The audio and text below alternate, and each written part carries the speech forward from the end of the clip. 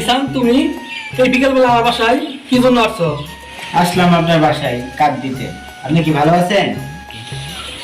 আমি আলহামদুলিল্লাহ খুব ভালো আছি। তো কার্ড দিতে আসছো, কিসের কার্ড? এই তো আমার বিয়ের কার্ড, এই যে নেন দেখেন। বিয়ের কার্ড? ভালো কথা। এক কাজ করো, ভিতরে আসো।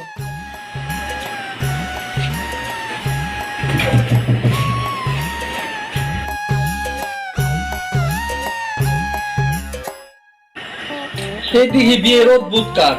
এক বিয়ের কার্ডের মধ্যে দুইটা অনুষ্ঠান। একটা হলো বিয়ের, তোমার নাম দেখা যাচ্ছে একটা বিয়ের, একটা তোমার ভাতিজা না, ভাতিজার সুন্নতে খাতনা।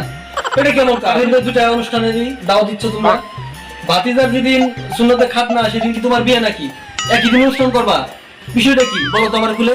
আরে ভাই কি আর করবো বলেন, এখন বাবা হলো মুরব্বী মানুষ, উনি যা ভালো বুঝে তাই করবো। এখন ভাতিজা আর চাচা একসঙ্গে, ওর মুসলমানে আমার বিয়ে। এখন মুরব্বীরা যা বুঝে।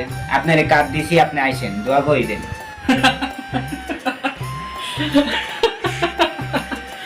আমি রূপটা ধরতে পারছি।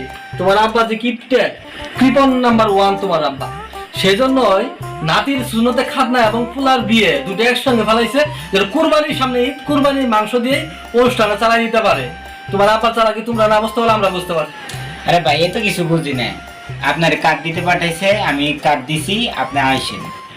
শুনো, আমি একটা মনস্থির করছি, আমার এখানে যারা এদের আগে কার্ড দিতে আসবে বিয়ের, আমি কার্ড গ্রহণ করবো। কারণ কুরবানিদের শুরু থেকে ঈদের পর 7 দিন পর্যন্ত আমি কোন রকম কোনো বিয়ে অনুষ্ঠান কোনো কিছুর আমি কার্ড গ্রহণ করব না। কারণ